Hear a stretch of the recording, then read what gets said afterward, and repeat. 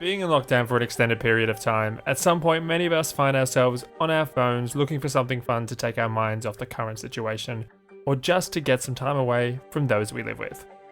I am no exception, and one of the latest apps I've been playing is Scrabble Go. I've always been a massive Scrabble fan, so when the most recent app incarnation of this beloved game replaced an app I had come to really like, I had to give it a go and share my experience with you guys.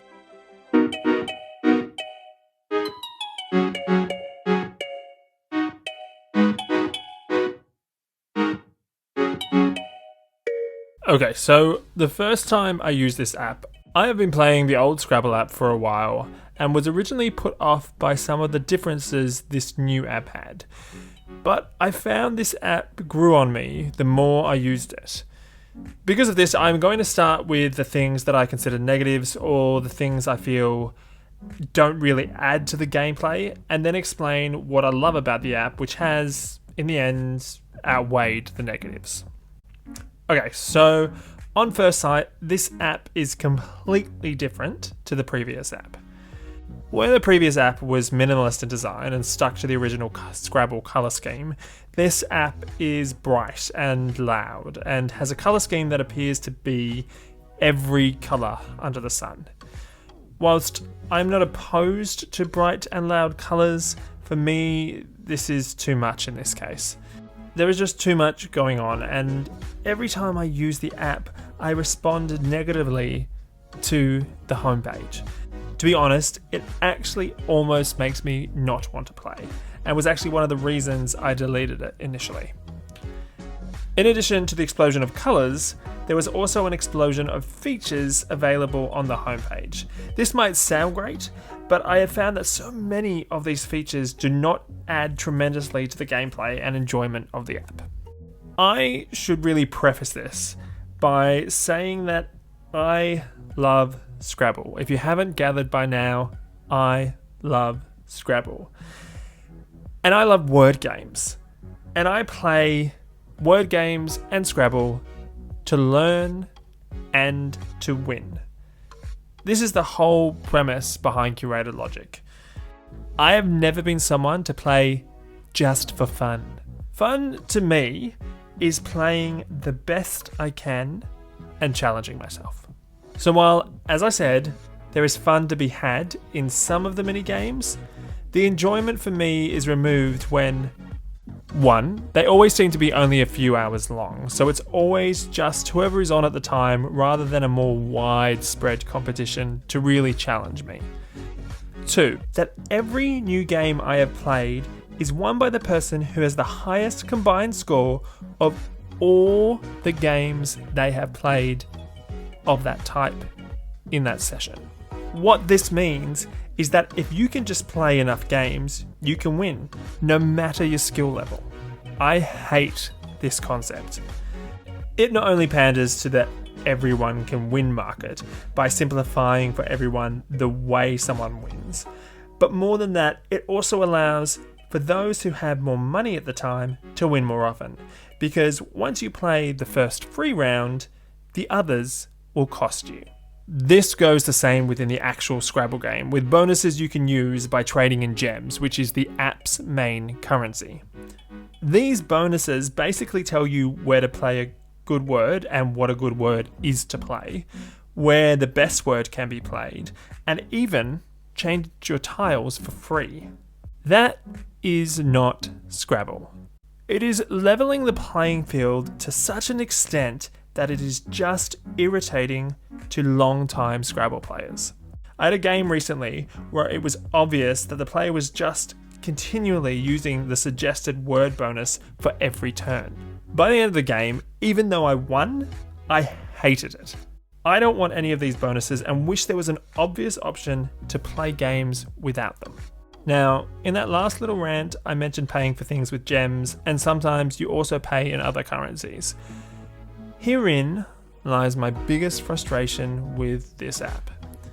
I pay $7.99 or $7.95 a month for this app, which is the most I pay for any app on my phone. Yet still, everywhere on this app it feels like they are trying to get more money from me. First, I've never been a fan of an app like this that has in-app currencies you can use real-life currency to buy in order to gain an edge over competitors. I don't even really like it to be used to gain new aesthetic upgrades to your profile, especially if I'm already paying a monthly fee. It feels like double dipping to me and thinking more about how much money can be made from the app than what players will actually get out of the app. Second, if I'm going to be paying for an app, do not offer me extra bonuses if I just watch this ad. I have paid for no ads, and I don't want to be presented with any, even if I have the choice not to watch it. Again, it just feels like a grab for extra cash, which is a complete turn-off for me in an app. There are a couple of other little bugbears I find in this app, like trying to get you to play the next game straight away after you've played a turn, instead of just letting you assess the board and the play you've just played. The general poor flow of the design, and the fact that your profile doesn't have an ELO rating that allows you to really look at your rating against other Scrabble players worldwide. But, as I said before, the good in this app, for the time being at least, outweighs the negatives. For all the ranting, there are a number of features I like in this app. Duels, being 5 quick 60-second rounds against another player, are fun. Some of the different designs for tiles are beautiful, but there is one feature, and one feature alone, that sold me on this app and is worth the $7.99, but no more, a month. After you play a word in the game, you can go back and find out what the best word you could have made was, along with the definitions of the words in that play. As a learning tool, this is outstanding. In the previous app, there was the feature to find out the previous best play, but I would always have to go out of the app to look up definitions in order to retain the information, which is exactly the main premise of curated logic. So to have that feature built in is amazing.